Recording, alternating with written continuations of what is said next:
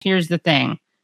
Putin, he's just like Hitler. That's one of the ideas that's being floated right now. Something that you tweeted about. I did not have senior statesmen trying to rehabilitate Hitler on my 2022 bingo card. Imagine being a former elected German politician saying this. You quote Pavel Mayer. Hitler did not use his office to extract bribes and get into bed with organized crime. So we could say that in the terms of civic values, Hitler was even a more decent person than Putin, as crazy as it sounds. Yeah, that's the biggest thing. If we're prioritizing, we're doing a spectrum of morality, definitely all the way on the right side of the worst, most evil thing you can do. Right ahead of genocide is extracting bribes.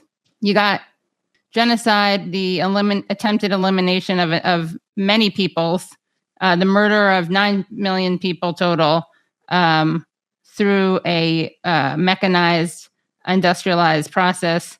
And then right after that, though, coming in at number one is accepting bribes. So that's what Pavel Mayer is saying. And then you have Anders Aslund, who says, I compare Putin with Hitler all the time. I think that Putin went all Hitler on February 24th, 2022. Hitler had more arguments for his attack on Poland, September 1, 1939, than Putin. German minority in Poland and the Danzig corridor, more historical German lands.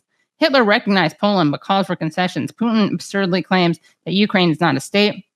Hitler had left the League of Nations. Putin violates every international law there is. Hitler did not use chemical weapons. Putin is preparing to do so. He didn't use chemical weapons. Is this guy a Holocaust denier?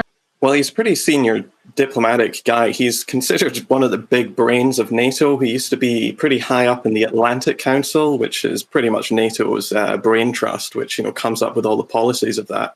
I think he's from Sweden. But yeah, he's been like the senior statesman, considered this, radically important thinker, a guy who really understands Russia. There's a lot of skeletons in his past, though. He was, I believe he was in the 1990s, actually one of the people who was, if we want to talk about corruption, he was actually advising a lot of these oligarchs, which ripped apart the Soviet Union and basically sold it off to all their friends, creating all these billionaires in the first place. So Asland should really know what he's talking about. And of course, the comparisons with Hitler are kind of ridiculous. Unfortunately, we're only told about a few years in history, so this is like the only thing we remember. But even in World War II, quite apart from the Holocaust, which was perpetrated, people, using chemical weapons against civilian populations, Aslan seems not to know that actually the German army did use chemical weapons, and they used them against Ukrainians in Ukraine during World War II. Check out the siege of Sevastopol, for instance, as an example of when the Wehrmacht did actually use chemical weapons against the Red Army. As I said, in Ukraine, which was probably made up of mostly Ukrainian units in that location as well. And then you also quote, was tweeted out by the Maddow blog, as in Rachel Maddow's show. Her staff runs a blog called Maddow blog. And they're quoting Michael McFaul, who is a former ambassador to Russia and also is a current Stanford professor. And they summarize his point. One difference between Putin and Hitler is that Hitler didn't kill ethnic Germans, German-speaking people. Putin slaughters the very people he says he has come to liberate, which is an interesting take. Michael McFaul kind of apologized, but did one of those non-apologies, kind of doubled down.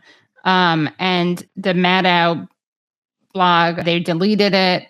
But it's still worth watching the video of what he said. And I want to just say one other thing. I was just on Ukrainian television just 30 minutes ago. Brave journalists, just like our team covering the war there in Kiev. And one of the commentators said something interesting about how horrific this war is. And remember, these are people who suffered under fascism, that fought the Nazis. As the Nazis came and then the Red Army came back through. One of the Russian journalists said, there's one difference between Hitler when he was coming in and Putin. Hitler didn't kill ethnic Germans. He didn't kill German-speaking people. That's I think people need to remember that when we're talking about cities like Kharkiv and Mariupol and Kiev, there are large populations there, up to a third and sometimes as much to a half that are Russian speakers and are ethnic Russians. And yet Putin doesn't seem to care about that. He slaughters the very people he said he has come to liberate. Here you have a Stanford professor, former ambassador, regular NBC commentator, teaching the world that no Jews, communists, people with disabilities, LGBTQ people were actually German speaking, which I did not realize until I saw that great clip on MSNBC. Do they have some kind of like Trump derangement syndrome, but like Putin derangement syndrome that gets in the way of their cognitive abilities? Yeah, listen, they definitely do have that at NBC, especially at Rachel Maddow and especially with Michael McFaul.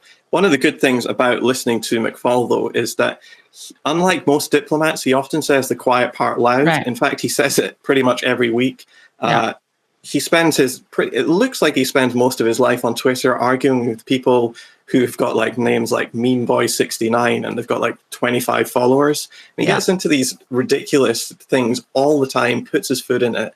And, you know, as you said, he just kind of shows either his complete ignorance or his low-key Holocaust denial. And that's what I said in my tweet. I just cannot believe that in 2022, we're actually literally trying to rehabilitate Nazis and Hitler especially. It is extraordinary what's going to happen here. Yeah. And so why do you think this is happening? First of all, you know, we have to look at Putin as being like the number one bad guy in the world right now. So the rage against him is just unequivocal. McFaul has, you know, had Putin derangement syndrome for a very, very long time. But secondly, I mean, as much as I sympathize with the Ukrainian people who are fleeing en masse or are suffering, you know, with this bombardment that's going on or fighting between two different forces, we have to be honest and say that there are a large, large contingent of Ukraine, especially in the police and the military, who are out and out fascists. And so rehabilitating these fascists is actually kind of important because they're going to make up the backbone of the sort of army which NATO are now thinking about using to bleed Russia dry over the next few years. Because it does seem like that is their ultimate goal. They don't want this war to end very quickly with a just peace for everyone. They seem to want to flood the country with weapons. And probably the only people who are going to be willing to fight this protracted battle are going to be people with extreme ideologies such as Nazism. And, you know, just one other example, for 2 years running, Ukraine and the United States have been the only countries to vote against a UN resolution condemning Nazism and neo-Nazism. And in their statement saying why they did this, the US said that this bill was Russian misinformation. Of course it was.